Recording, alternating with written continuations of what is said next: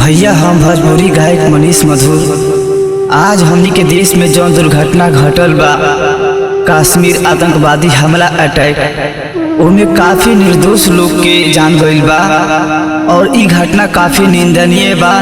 एके भूलल नहीं जा सकत। और ये दुर्घटना पर एगो हम अपन बहुत ही प्यारा श्रद्धांजलि गाना पेश कर रहल बानी। आप लोग ये गाना के भरपूर प्यार दुलार दे। वो लोग के का गलती रहे, वो तो बस गए रहे लोग घूमे खातिर। अरे ओ माई पर का बीतत हुई जेकर जवान बेटा शहीद हो गईले। ओ बहन पर का बीतत हुई जेकर जवान भाई शहीद हो गईले। और ओ धर्म पत्नी पर का बीतत हुई जेकर जवान पति शहीद हो गईले।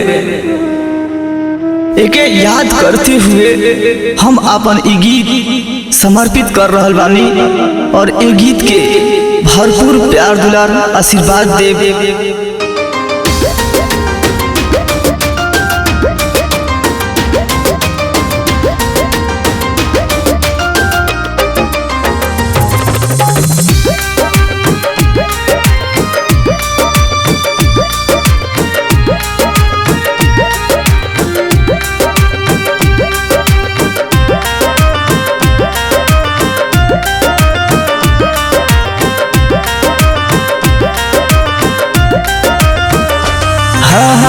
घूमे खातिर गइल रहले बचनो जवानवा, मौत के घाट उतरलस पापी दुश्मनवा।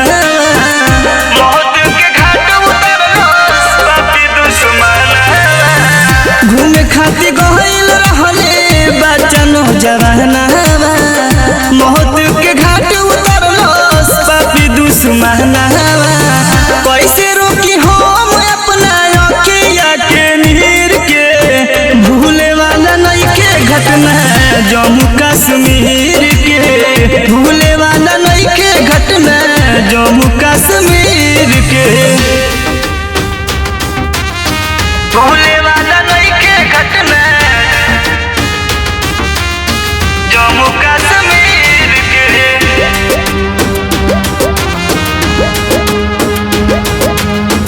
भूले वाला नहीं के घटना जम्मू कश्मीर के।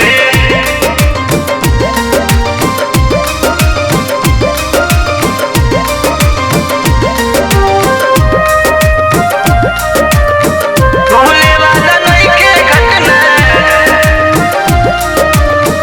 जम्मू कश्मीर के। सब कर रोता रे घर बाबू माई हो, महातम परल बा पूरा देशवा में भाई हो। महातम परल बा पूरा देशवा में भाई हो। सब कर रोता रे घर बाबू माई हो, महातम परल बा पूरा देशवा में भाई हो। पहले बा शरीरिया से काट के गर्दन सिर के। भूले वाला नहीं के घटना जम्मू कश्मीर के। भूले वाला नहीं के घटना जम्मू कश्मीर के। जम्मू कश्मीर के।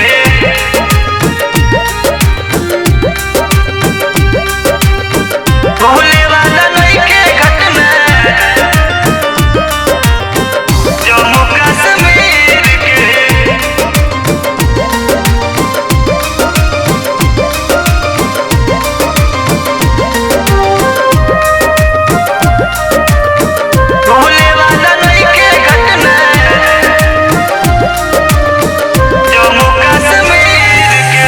मनीष मधुर कर तारे अफसोस हो, मरे वाला लोग रहे पूरा निर्दोष हो।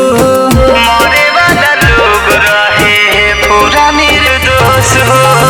मनीष मधुर कर तारे अफसोस हो, मरे वाला लोग रहे पूरा निर्दोष हो। कुहू को दिल दीपक अरुण सुधीर के। भूले वाला नहीं के घटना जम्मू कश्मीर